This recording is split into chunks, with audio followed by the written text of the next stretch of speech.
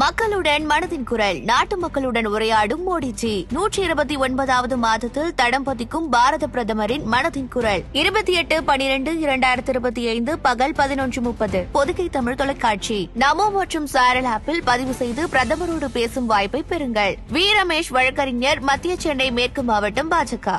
உச்சத்தை தொட்ட தங்க விலை. மீட்க முடியாத அடகு நகையை விற்பதற்கு இதுவே சரியான நேரம். இனியும் யோசிக்காதீங்க. உங்க தங்க நகைய அதிக விலைக்கு விற்க சிறந்த வழி prime gold hub. 9840551787. No compromise. உங்க சைடுலயும் எங்க சைடுலயும். It's a GT promise. GT Holidays, South India's #1 travel brand. SIR உடைய முடிவுகளை பார்த்திருப்பீங்க. அதுவும் குறிப்பா முதலமைச்சரோட கொளத்தூர் தொகுதியிலேயே 1,00,000 வாக்குகளுக்கு மேல இல்ல அப்படின்னும் போது மிகப்பெரிய ஒரு அதிர்வலையை தமிழகத்தில் எஸ்ஐஆர் ஏற்படுத்தி இருக்கிறது. அமித்ஷா ரொம்ப சந்தோஷத்துடன் இருக்கிறார். அமித்ஷா சொல்லி வந்த கருத்துக்கள் திமுகவை வேரோடு பிடுங்கி எறிவேன் என்று சொன்னாரே, உட்காடுக்கே பேங்துங்கா என்று ராஜ்யசபா லோக்சபால எல்லாம் எஸ்ஐஆர் தான் காரணம். 1,00,000 பேர் ஃப்ராட் ஓட்டு இருக்குன்னா பாத்துங்க. ஒரு சீஃப் மினிஸ்டர் கான்ஸ்டிடியூன்சில அதை விட ஒரு கேவலம் வேற எதுவுமே கிடையாது. ஈரோடுல விஜயோடைய பேச்சு, அவருக்கு கூடிய கூட்டம், அப்புறம் அவர் அதுல பேசின அந்த கண்டென்ட், இது சம்பந்தமா டெல்லியில என்ன மாதிரியான விவாதம் போயிட்டு இருக்கு? அவரை ப்ராமினன்டான ஒரு ஃபோர்ஸா வரப்போறாருன்னு பாக்குறாங்களா, இல்ல ஒரு நியூ கமர் அப்படிங்கிற அந்த ஒரு இதுல மட்டும் தான் அப்ரோச் பண்றாங்களா? அரவிந்த் கெஜ்ரிவாலுக்கு அடுத்ததாக டெல்லியில் பார்ப்பது விஜயைத்தான் பொதுமக்கள் கருத்து கணிப்பார்கள். விஜய் தமிழகத்தில் ஒரு புத்துணர்ச்சியை கொண்டு வந்தார். கரூர் அவருக்கு பிரேக் போட்டாங்க. இந்த திமுக காரங்க போனோன்னு பிரேக் போட்டாங்க. அந்த வெஞ்சன்ஸ புதுச்சேரியிலையும் ஈரோடுலையும் காமிச்சார். அவர் சூப்பர் ஸ்டாரா இருந்தவர் இப்ப சூப்பர் பாலிட்டிஷியன் ஆயிட்டாருன்னு என்னுடைய கருத்துங்க. அவர் ஆன்டி டிஎம்கே எடுத்துட்டார். ஆனா 2 கவர்மெண்ட்டையும் விரோதித்து நிற்க முடியாது. நாளைக்கு ஒருவேளை விஜய் முதலமைச்சரா வரான்னு வச்சுங்க, சென்டர் விரோதிக்க முடியாது. நீங்க ஒருவேளை திமுக ஆட்சிக்கு வருது, அப்ப விஜய் 2 பேர் பாஜகவும் சேர்ந்து அதிமுக திமுக சேர்ந்து 3 பேரும் சேர்ந்து நெசிக்கிடுவாங்க. அப்படியே 2029 நீங்க பிஜேபியை ஒடுக்க வேண்டும் என்றால் ராகுல் காந்தி தான் biggest asset for old BJP என்பதை நகர்த்துவதற்காக பிரியங்கா காந்தி அதுக்கு பிரியங்கா காந்தி விஜயம் சந்தித்தால் கண்டிப்பாக திமுக அலையன்ஸுக்கு ஒரு பேரீடு கிடைக்கும். ஆனா இது ஆதவ அர்ஜுனா போதெல்லாம் நம்ம ஒரு சீரியஸா எடுத்துக்க முடியாதுங்க வினோத். காரணம் என்னன்னா, கடைசியில் ultimately Sonia Gandhi is going to decide.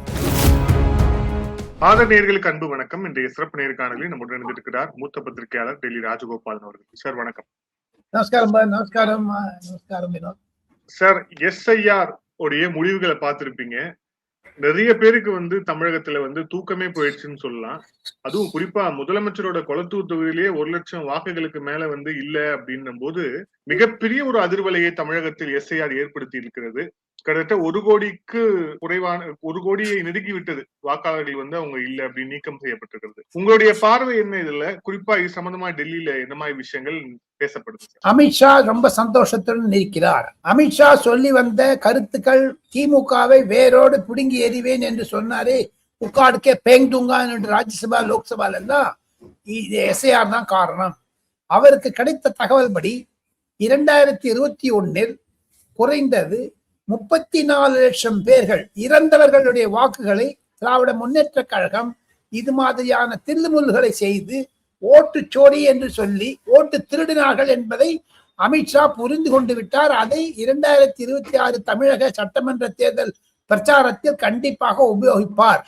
இதன் மூலமாக கண்டிப்பாக தமிழக மக்களுக்கு ஒரு புத்துணர்ச்சி ஏற்படுத்தியிருக்கிறது. 1,00,000 பேர் ஃப்ராட் ஓட்டு இருக்குன்னா பாத்துங்க. ஒரு சீஃப் மினிஸ்டர் கான்ஸ்டிடியூன்சில அதை விட ஒரு கேவலம் வேற எதுவுமே கிடையாது. இது எக்ஸ்போஸ் பண்ணது எஸ்ஐஆர். இந்த எஸ்ஐஆருக்காக தான் இவர் ஓடி போனார். நம்ம மாண்புமிகு முதலமைச்சர் பீகாருக்கு ராகுல் காந்தியோட ஓடினாரு, பேசினாரு. என்னாச்சு? உங்க அடியை கை வச்சானே. இதைத்தானே அனுராக் தாக்கூர் சொன்னார் முன்னாடி. அனுராக் தாக்கூர் நாடாளுமன்றத்தை சொன்னது 30,000 ஓட்டு இருக்குன்னு. இப்ப 1,00,000 ஓட்டு வந்திருக்குது. இதுக்கெல்லாம் திராவிட முன்னேற்ற கழகம் என்ன பதில் சொல்ல போகுது? இந்த ஓட்டு திருட்டு என்பது ஒரு பக்கம் இருக்க வினோத், டெல்லி கண்டிப்பாக இந்த ஓட்டு திருட்டு விஷயத்தில் வரவேற்கிறார்கள் எஸ்ஐஆரை.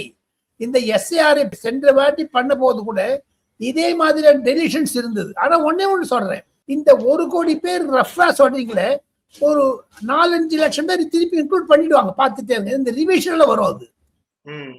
ஆக மொத்தம் இந்த 95 லட்சம் பேரு பொய்ன்னு வந்துருச்சு இல்ல. அதற்கு உதாரணமாக இருந்தது டெக்னாலஜி. நீங்க வந்து சீஃப் எலெக்ஷன் கமிஷனரையோ இல்ல திமுகவையோ அதிமுகவையோ எலெக்ஷன் கமிஷனையோ பிளேம் பண்ண வேண்டாம். சின்னதா ஒரு சொல்ற விஷயத்துக்கு, மிஸ்டர் எக்ஸ் அவர் வந்து ஒரு பர்டிகுலர் தொகுதியில செத்து போயிட்டாருங்க 2020. அப்போ இந்த இம்ப்ளிமெண்டேஷன் பண்ணல. எந்த 2021 மிஸ்டர் எக்ஸ் ஓட்டு போட்டிருக்காரு திமுகன்னு வச்சுக்கல, ஏடிஎம்கே போட்டிருக்காரு இல்ல பிஜேபிக்கு போட்டிருக்காரு. 2026 வரும்போது அந்த எக்ஸ் இருக்க மாட்டார். காரணம் என்னன்னா, நீங்க வந்து உங்க சவத்தை எரிக்கும் பொழுது கிரிமட்டோரியம் சுடுகாட்டுக்கு போகும்போது ஆதார் அட்டை தேவை உங்களுக்கு. அந்த ஆதார் அட்டையில இருந்து டெலிட் பண்ணவங்க நிறைய பேர் இருக்காங்க. அந்த மாட்டினாங்க. போய் சொல்ல பொறுத்து சொல்லணும். நிஜமாவே நான் சொல்றேன், 2 திராவிட கட்சிகளுக்குமே இது ஒரு பேரிடி. இதுல பலன் அடைய போவது விஜய். பலன் வந்து மெயினான பலன் வந்து விஜய்க்கு அப்படிங்கிறீங்க. அந்த ஜென்சி அதெல்லாம் சொல்லிட்டு வந்தாங்க பாருங்க, அதெல்லாம் இதெல்லாம் அடிபட்டு போறது. இதுல இருந்து ஈவன் ஐ வுட் சே ஒரு நடுநிலைமையா இருந்து பார்க்கணும்னு சொன்னா 90% திமுக அடி 10% அதிமுக அடின்னு நம்ம எடை போடலாங்க. ஏன்னா இப்ப பாருங்க எல்லா தொகுதியிலும் இந்த மாதிரி இருக்குது. குறைஞ்சது சின்ன தொகுதியெல்லாம் நேற்று அந்த சிஓ மேடம் பட்நாயக் கொடுத்த லிஸ்ட் நான் பார்த்தேன். அந்த வாட்ஸ்அப்ல வேற வந்தது. எல்லாத்தையும் பார்த்தத பாத்தீங்கன்னா ஒரு சீஃப் மினிஸ்டர் தொகுதியிலே இந்த மாதிரி அதே மாதிரி வெஸ்ட் பெங்கால்ல இருக்குங்க. நீங்க வந்து we cannot isolate only Stalin. Mamata Banerjee தொகுதி 45,000 பேர் இருக்குது. அதே மாதிரி ஓமர் அப்துல்லா தொகுதியிலே இருக்குது. அதே மாதிரி பின்னாரி விஜய் தொகுதியிலே இருக்குது.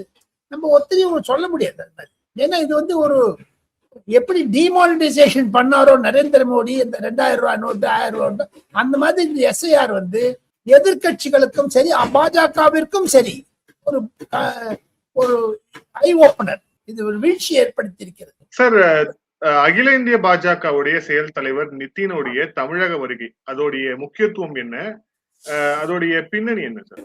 அந்த பின்னணி போகணும்னு பாத்தீங்கன்னா, ஆதன் தமிழ் நேயர்களுக்கு வினோத் மூலமாக சொல்லக்கூடியது, நரேந்திர மோடியை அவர் 2 மணி நேரம் பார்த்தார் டெல்லியில் நேற்று 18ஆம் தேதி 19ஆம் தேதி. இந்த 2 நாட்களும் தமிழகத்தை பற்றி நிறையமான ஒரு குறிப்புகளை எடுத்துக்கொண்டிருக்கிறார். தமிழகத்திற்கு வந்திருப்பது கண்டிப்பாக பாஜக தமிழகத்திற்கு முதலிடம் கொடுக்கிறது என்பதை உணர்த்துவதற்காகத்தான். திருவனந்தபுரம் வெற்றி பெற்ற பிறகு பாஜகவிற்கு நல்ல புத்துணர்ச்சி கிடைத்து விட்டது அகில இந்திய அளவில். அதற்காகத்தான் ஏதோ பிரைவேட் பங்கனுக்கு வந்தான்னா கூட ஃபர்ஸ்ட் தமிழ்நாட்டுக்கு வந்துட்டாரு. அதை பாருங்களேன், அவர் தமிழ்நாடு மனசுல ஓடுமோ இல்லையோ கொஞ்சம். இது வந்து அவருக்கு பிரீஃபிங் செய்தது நரேந்திர மோடி, சாதாரணமா இல்ல. அவருக்கு பிரீஃபிங் செய்தது அமித்ஷா. சோ அது மனசுல இருக்கும். இப்ப வினோத் ராஜகோபாலும் சொன்னா கூட அவருக்கு மண்டையில ஏறாது. ஆனா நரேந்திர மோடி சொன்னா துருக்குன்னு போகும் மேல. அதுக்கு மட்டும் அவர் நான் நிருபர் கூட்டம் வைப்பதாக இருந்தார்கள். ஆனால் இப்பொழுது அவர் அறிக்கை கொடுக்க போகிறதா நான் கேள்விப்பட்டேன். நிருபர் கூட்டம் வேண்டாம், அனைத்து மாநிலங்களுக்கு சென்று நிருபர் கூட்டம் வைக்கலாம் 1 மாதத்திற்கு பிறகு என்று சொல்லி இருப்பதாக கேள்விப்படுகிறேன். அவருடைய முக்கியத்துவமான விஜயம் நரேந்திர மோடி சொல்லித்தான், அமித்ஷா சொல்லித்தான் அவர் புதுச்சேரி சென்னை வந்திருக்கிறார். ஓகே, இப்போ விஜயோடைய அந்த ஈரோடு கூட்டம், அதோட ஸ்பீச் கண்டிப்பா பார்த்திருப்பீங்க. நீங்க நிறைய இடத்துல கருத்தும் சொல்லியிருக்கீங்க. பட் இருந்தாலும் அது தொடர்பாகவும் கேட்க விரும்புறேன். ஈரோடுல கரூருக்கு பிறகு ஒரு பெரிய ஒரு லாங் கேப்புக்கு அப்புறம் வந்து விஜய் வந்து திருப்பியும் வந்து மக்கள் முன்னாடி நேரடியா அப்பியர் ஆகி பேசின ஒரு பேச்சு அப்படிங்கிறது 30 நிமிஷத்துக்கு மேல இருந்தது. அதுல அந்த விஜயோடைய பேச்சு, அவருக்கு கூடிய கூட்டம், அப்புறம் அவர் அதுல பேசின அந்த கண்டென்ட், இது சம்பந்தமா டெல்லியில என்ன மாதிரியான விவாதம் வந்து போயிட்டு இருக்கு? அவரை ப்ராமினன்டான ஒரு ஃபோர்ஸா வரப்போறாருன்னு பாக்குறாங்களா, இல்ல ஒரு நார்மலா வந்து ஒரு நியூ கமர் அப்படிங்கிற அந்த ஒரு இதுல மட்டும் தான் அப்ரோச் பண்றாங்களா? ஒரு டெல்லி என்று சொன்னவுடன் நான் அதை 3, 4, 5 என்று பிரிக்க ஆசைப்படுகிறேன். 1, வழக்கறிஞர்கள் யார் விஜய்க்காக வாதாடினார்களோ சுப்ரீம் கோர்ட்ல. 2வது கருத்து கணிப்பாளர்கள், அதாவது பப்ளிக் லெவல்ல. இப்ப பாருங்க, உதாரணத்துக்கு சொல்லணும்னா வீர் சாங்வி, கரண் தாப்பர், பர்கா தத்து, அது மாதிரி ஒரு சித்தார்த் வரதராஜன் போன்ற கருத்து, தேர் ஆல் அப்சர்வர்ஸ். அது ஒரு 2வது பாகம். 3வது பாகம் டெய்லி ரிப்போர்ட்டிங் செய்யக்கூடிய ஃபீல்டு ஒர்க்கர்ஸ், ஒர்க்கிங் ஜேர்னலிஸ்ட். அதை தவிர அரசியல்வாதிகள். இன்று பிரித்து எல்லாரிடமே ஒரு புத்துணர்ச்சியை பார்க்கிறேன். விஜய் என்றாலே ஒரு புத்துணர்ச்சியாக இருக்கிறது. காரணம் 2 திராவிட முன்னேற்ற கழகங்களையும் அழிக்க வந்திருக்கிறார் என்ற நிலைமை வழக்கறிஞர்களிடையே இருக்கிறது.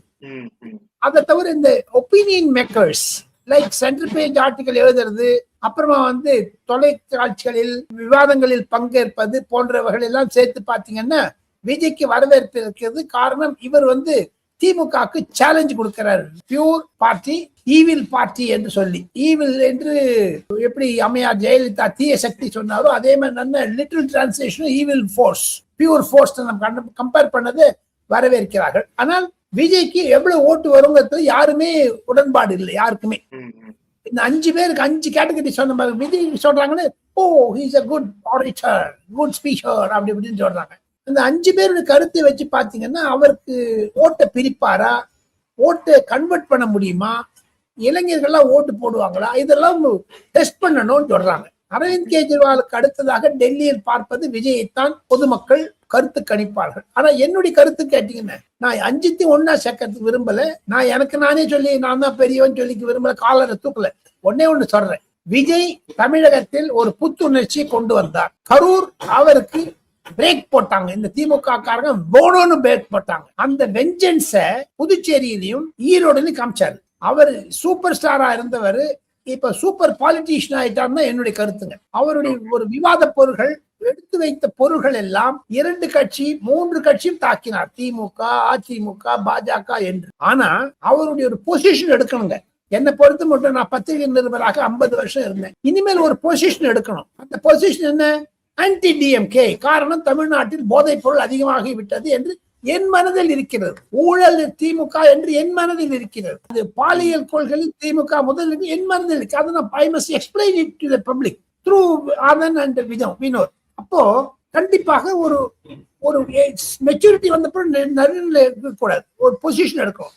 விஜய் ஒரு பொசிஷன் எடுக்கணும். அவர் ஆன்டி டிஎம்கே எடுத்துட்டார். ஆனா 2 கவர்மெண்ட் விரோதித்து நிற்க முடியாது கூடாது, state as well as centre. இப்ப பாருங்க, ஸ்டேட் கவர்மெண்ட்ல நாளைக்கு ஒருவேளை விஜய் முதலமைச்சரா வரான்னு வச்சுங்க, சென்டர் விரோதிக்க முடியாது. நீங்க ஒருவேளை திமுக ஆட்சிக்கு வருது, அப்ப விஜய் 2 பேர் பாஜகவும் சேர்ந்து அதிமுக திமுக சேர்ந்து 3 பேரும் சேர்ந்து நெசிக்கிடுவாங்க. அப்படியே ஒரு கரூர் நெசுக்கல், செந்தில் பாலாஜி நெசுக்கலுக்கு மொழி பிடிங்கிடுச்சு விஜய்க்கு. இப்ப 3 பேர் சேர்ந்து பண்ணாங்கன்னா 31 ஒண்ணுமே இருக்காது, 29 ஒண்ணுமே இருக்காது. அதையெல்லாம் விஜய் புரிந்து கொள்வார். அவருக்கு சொல்லக்கூடிய ஆலோசகர்கள் புரிந்து கொள்வார்கள். போராத குறைக்கு வட இந்தியாவில் இருக்கக்கூடிய நிதர்சனத்தை பார்த்தால், காங்கிரஸ் வீக்காக இருப்பதை எல்லாம் பார்த்தால் அவர் விஜய்க்கு பேக்ரவுண்ட் இன்ஃபர்மேஷன் கிடைக்கத்தான் கிடைக்கும். ஆனால் விஜய் ஈரோடு சமாச்சாரத்துக்கு பிறகு நல்ல முதிர்ச்சி வாழ்ந்து விட்டதாகத்தான் நான் கருதுகிறேன். காரணம் அவருக்கு பழைய ரிட்டையர்டு ஐபிஎஸ் ஆபீசர்ஸ் எல்லாம் போட்டு நல்ல டிராயிங் போட்டு ஒரு கலவரை இல்லாத பண்ணி கொடுத்தாங்க. கரூர்னால அது ஒரு லெசன்ஸ், பாடம் கற்றுக்கொண்டார். அந்த கூடிய விரைவில் பாடம் கற்றுக்கொண்டது விஜய், அவருக்கு ஒரு சல்யூட். இதுல தாவேக்காவுடைய தேர்தல் வியூக பொதுச் செயலாளராக கூடிய ஆதவ் அர்ஜுன் அவர் விரைவில் பிரியங்கா காந்தியை சந்திக்க போறார் அப்படிங்கிற தகவலும் வருது. இது எந்த அளவுக்கு உண்மை? 2 பேரும் சந்திப்பதற்கான காரணம் என்னவா இருக்கும்? எனக்கு ஒரு பயமா இருக்கு. நீங்க பிரியங்கான்னு சொன்ன ஒண்ணுமே ஒரு பயமா இருக்கு. ஏன் தெரியுமோ, நேத்தி 19ஆம் தேதி வெள்ளிக்கிழமை நாடாளுமன்றம் கால வரம்பு இன்றி ஒத்தி வைத்த பிறகு சபாநாயகர் ஓம் பிர்லா தன்னுடைய அறையில் பிரதமருக்கும் எதிர்கட்சி அனைத்து கட்சி தலைவர்களுக்கும் விருந்து கொடுத்தார். டீ விருந்து, டீ பார்ட்டி. அதுல பிரியங்கா காந்தி ஒரு புது அணுகுமுறை கொண்டிருக்காங்க வினோத். அவர் பேசியிருந்த போது தடால்னு அந்த ரூமுக்கு ஒரு 12:10 ஆரம்பிச்சாங்க. 12:15 டக் டக் டக்னு கதவை தட்டினாரு மாணிக் தாக்கூர். அவர் கொஞ்சம் லேட்டா வந்தார்.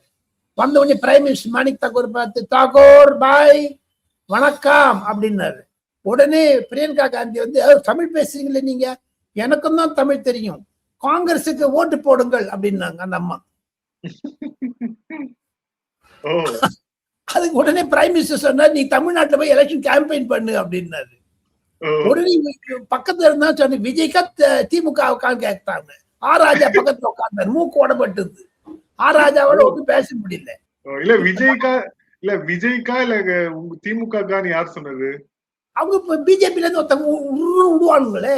பிஜேபி காரங்க டேஞ்சரஸ் ஆச்சே. நீ யார கூட நம்பலாங்க? பிஜேபி காரனை ஒட்டி ஐயோ எப்ப எந்த அனுராக் தாக்கூர் மாதிரி 2 பேர் இருக்காங்க, ஹேமமாலினி மாதிரி 2 பேர் இருக்காங்க. இல்ல ஆனா கேஷுவல் சாட்ல கூட பாலிடிக்ஸ் தான் வரும்னா இப்பதான் நான் கேள்விப்படுறேன். அது கிண்ட பண்றதுன்னு அந்த திமுக மட்டம் தட்டுறதுன்னா பிஜேபி கிட்ட இருந்து கத்துக்கணும். அந்த நிச்சிகாந்த் துபேன்னு ஒருத்தர் இருக்க, அப்படி இருந்தாலும் 2 பேரும் ரொம்ப ஃப்ரெண்டா இருக்காங்க. எல்லாரும் அவருக்கு எனிமி என்னன்னு கேட்டீங்கன்னா தயாநிதி மாறன் தான் எல்லாருக்கும் எனிமி.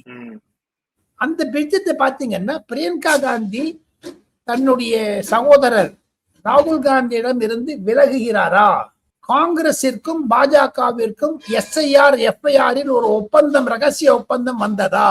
காரணம் என்ன என்று கேட்டால், குளிர்கால கூட்டத்தொடரை நாசமாக்கியது ராகுல் காந்தி, மழைக்கால தொடரை நாசமாக்கியது ராகுல் காந்தி. ஆனால் இந்த முறை SIRம், மன்ரேகா, ராம்ஜி மற்றும் 3 பில்கள், இன்சூரன்ஸுக்கும் nuclear private participation, 100% investment in FDI nuclear, இதெல்லாம் பில் பாஸ் பண்ணினதுக்கு காங்கிரஸ் ஒத்துழைப்பு தேவையாக இருந்தது.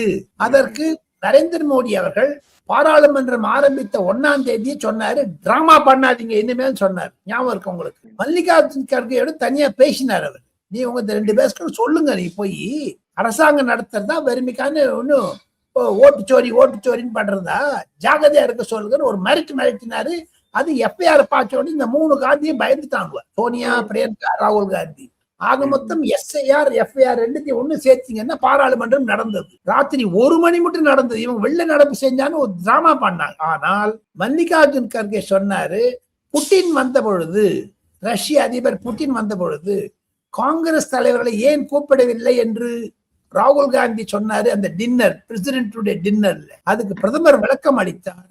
சுதந்திர தினத்திலும் குடியரசு தினத்திலும் பங்கேற்காத காங்கிரஸ் தேச விரோத காங்கிரஸ், நீ இது கொண்டு கிளைம் பண்றீங்க டின்னருக்கு, அதுக்கே வரலன்னு கேட்டாரு. அப்ப மல்லிகார்ஜுன் கர்கே வாய் அடைச்சிட்டார். நான் நேரு நடந்து சொல்றேன் உங்களுக்கு. மல்லிகார்ஜுன் கர்கே அறிவுரையின் பெயரில் பிரியங்கா காந்தியும் சோனியா காந்தியும் கலந்து கொண்டார்கள். CP ராதாகிருஷ்ணன் ராஜ்யசபால பண்ண போது சோனியா காந்தி வந்தாங்க அங்க. அப்ப நட்டா இருந்தாரு, அங்க பிரைம் மினிஸ்டர் இருந்தாரு. இங்க லோக்சபால பிரியங்கா காந்தி இருந்தாங்க. ஆக மொத்தம் நீங்க பிரியங்கா காந்தின்னு சொன்ன உடனேயுமே என் மனதில் பட்டது இது. அது ஆதன் தமிழ் நேயர்களுக்கு இந்த ருசிகர தகவல்களை பகிர்ந்து கொண்டேன். அதே மாதிரி பிரைம் மினிஸ்டர் சொன்னாரு, எல்லாரும் 15 நாள் பார்லிமெண்ட் வச்சிருக்கீங்களேன்னு. அகிலேஷ் யாதவனுடைய மருமகன் சொன்னார், அண்ணா பையன். அதுக்கு பிரைம் மினிஸ்டர் சொன்னாரு, தேவேந்திர பாய் ஆப்தோ சில்லா, நீ தான் கத்தி தொண்டை கட்டுறிய, நீ 15 நாள் வச்சு உன் தொண்டையை பார்த்துக்கோ நீ அப்படின்னாரு. உடனே பிரியங்கா காந்தி சொன்னாங்க, எனக்கு அந்த சுக்கு காப்பி இந்த மலையாளத்துல சாப்பிட்டு பழக்கம், ஐ டேக் ஒன்லி ஹர்பல் டீன்னாங்க. உடனே பிரைம் மினிஸ்டர் ஹர்பல் டீ வாங்கி கொடுத்தாரு. இதெல்லாம் எது பண்ணாங்க? இந்த ராகுல் காந்தி ஜெர்மனில இருக்கச்சு நடக்குது பின்னணியில. இது நடுவில் நான் உங்களுக்கு இன்னொன்னு சொல்றேன். ராகுல் காந்திக்கும் சோனியா காந்திக்கும் பிரியங்கா காந்திக்கும் ஒரு 80 வயது ஆகிவிட்டதனால் சோனியா காந்திக்கு மனதில் வருகிறது உயில் எழுதி வைக்க வேண்டும் என்று. அந்த உயில் எழுதி வைக்கிறதுக்காக மார்ச் மாசத்தை ரிஜிஸ்டர் பண்ண போறாங்க கோர்ட்ல. அதுக்கு முன்னாடி குடும்பத்தில் ஏதோ ஒரு சிக்கலா, அல்லது பீகார் தேர்தலுக்கு பிறகு, திருவனந்தபுரம் தேர்தலுக்கு பிறகு ராகுல் காந்தி மனதில் ஒரு நிசத்தம் நான் தான் ஒரு ஆங்கிரி இந்தியன், ஆங்கிரி பாலிட்டிஷியன் காமிக்கிறத மட்டம் தட்டி பாருங்க. பிரியங்கா காந்தி சிரிச்சு வேலை வாங்கிட்டாங்க. நிதின் கட்கரியோட போய் அந்த வயநாட்டுக்கு 50 கோடி ரூபாய்க்கு ஒரு பெரிய ப்ராஜெக்ட் பண்ணிருக்காங்க. அவங்க நினைச்சாங்க டெவலப்மெண்டல் இஷ்யூஸ் கவர்மெண்டோட இருந்தாதான் நடக்கும்ங்கிறது பிரியங்கா காந்தி புரிஞ்சுட்டு இருக்குது. அது ராகுல் காந்தி புரியல. ஆக மொத்தம் பாஜக அந்த FIR நேஷனல் ஹெரால்ட வச்சுட்டு குடும்பத்தை உடைச்சு ராகுல் காந்தி தனியா பண்ணிட்டாங்க. இப்ப பிரியங்கா காந்தி, நீங்க கேட்ட கேள்விக்கு வரேன். பிரியங்கா காந்தி ஆதர் அர்ஜுனா சந்திக்க இருக்கிறார் புதன்கிழமை என்று நானும் கேள்விப்பட்டேன். அதை ஏற்பாடு செய்வது பிரவீன் சக்கரவர்த்தி அதான். புதுடில்லியில் ராகுல் காந்திக்கு அருகே இருக்கக்கூடிய பல பேச்சாளர்கள், பல நிர்வாகிகள் ஒதுக்கப்படுகிறார்கள். பிரியங்கா காந்தி காங்கிரஸ் தலைமை ஏற்றாலும் ஆச்சரியப்படுவதற்கு இல்லை. ஏப்ரல் மாதத்தில் புது முகங்கள் வரும். மல்லிகார்ஜுன் கர்கே நகர்த்தப்பட்டு அவருக்கு ராஜ்யசபா முடியுதுங்க ஏப்ரல் மாசம். அவர் இப்ப பாருங்க, இந்த நிதின் நபீன் வந்த அப்புறம் இதெல்லாம் நடக்குதுங்க.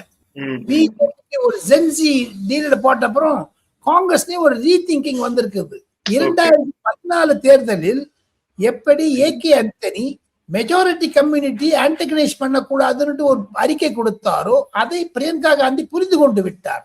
முஸ்லீம் முஸ்லீம் முஸ்லீம் சொல்லிட்டு பாத்தீங்கன்னா முஸ்லீம் வாக்காளர்கள் ரீஜனல் பார்ட்டிஸ் போயிடுச்சு. Samajwadi party, TMC, DMK, Congress ஒண்ணுமே இல்லை. அது திருப்பதியில மொட்டை அடிச்சுக்கிற மாதிரி அடிச்சு விட்டாங்க. அதனால Priyanka Gandhi wants to adopt soft Hindutva. எப்படி திமுக வந்து முருகன் மாநாடு நடத்தினாங்களோ அது மாதிரி இப்ப வந்து பங்களாதேஷ்ல நடந்த இந்து கொலைகளுக்கு இப்பொழுது இன்று காலை பிரியங்கா காந்தி ஒரு ரியாக்ஷன் கொடுத்திருக்காங்க ட்விட்டர்ல. சோ அதெல்லாம் பாத்தீங்கன்னா ஒரு ஷிஃப்ட் நடக்குது காங்கிரஸ்ல.